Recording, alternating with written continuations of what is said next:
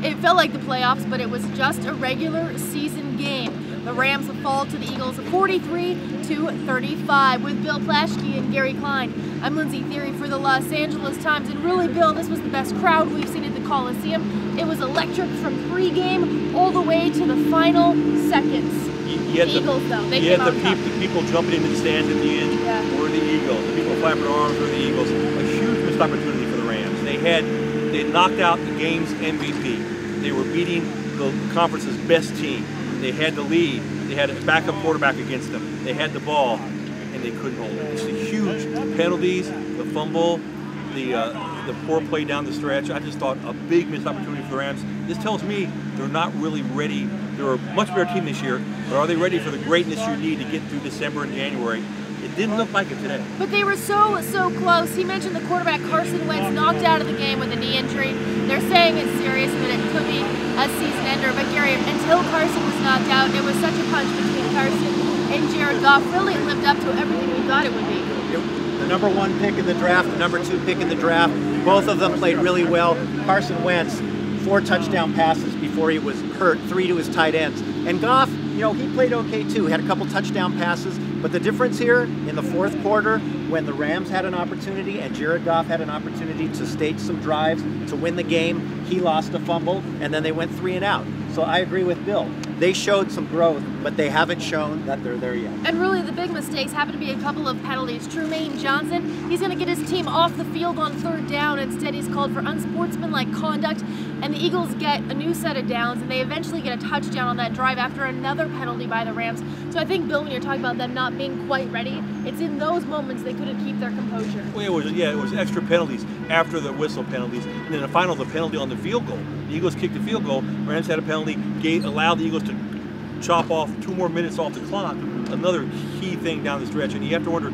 It seems like the Eagles had just been together, but they seem more mature and more disciplined. The Rams seem like it almost felt like 10th graders against 8th graders. So just a little bit. They're just not there yet, and they're just growing and learning. It's not really all bad for the Rams. They have to learn, have to grow. But today was a clear example that they're not there yet. 10th graders and 8th graders. I'm not quite so sure about that. It was quality football now, Bill. No, but I mean like in terms of maturity and emotional maturity. I'm going to just tell you that I think that compared to 10th and 8th graders, they're a little more mature. No, but I'm talking about the ratio. Anyway, what I'm saying is they seem more grown up. Yeah, okay, that's fair. Gary, also seeming a little bit of something. The Rams locker room, rather quiet after the game. The lawnmower going on right on by.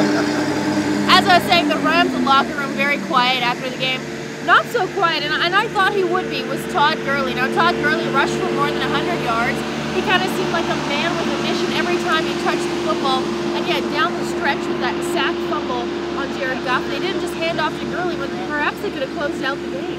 Todd Gurley had some runs in this game early that were called back because of penalties. He was running with purpose today. He was hurtling. Yeah, he looked like he was ready for this moment, and they just didn't give him the ball.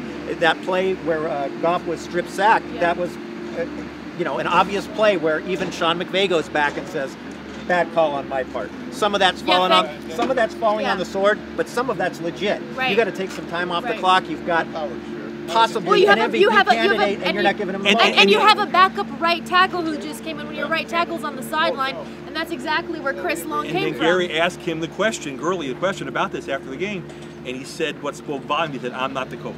And anytime a player says that, it means, I wish I was a coach, and if I was a coach, I'd do it differently. If you were the coach, you would carry the ball every time. So Gary got it out of him that he's a little bit frustrated. Finally, Bill, just the atmosphere in the Coliseum, like I said, it felt like a playoff game. As the Rams continue to try and build their brand in the city, what did this game do for them? I think it really helped them up to the end, but in the end, it was still the other team's fans that were celebrating. Yeah. The Rams need to take that. The Rams are going to have to host a playoff game and win a playoff game here before I think the city really gets on board with them. That's how we are here. That's just how it is.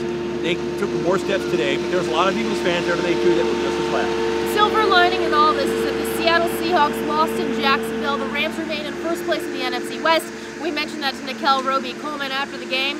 Kind of turned that frown upside down there, to use a fun phrase. You mentioned it to him. Yeah, I did mention it, yes, absolutely. And Nickel felt some relief, and some other players did as well. Gary, they're going to have to, though, kind of turn this thing around very quickly. Some injured guys are going to have to find a way to get healthy in time for Seattle next Sunday. They're going to go up there with a depleted secondary.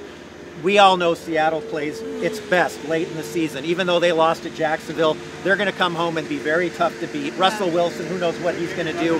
The Rams today had trouble with Carson Wentz, a mobile quarterback. Russell Wilson is as mobile as they get, and we saw what he did last week, how he can change a game. So I think the Rams have a monumental task before them when they go up to Seattle. All right, we'll see you again this week from Thousand Oaks, when we'll be covering the Rams as they prepare for their next NFC West opponent, the Seattle Seahawks. With Bill and Gary, I'm Lindsay for the Los Angeles Times.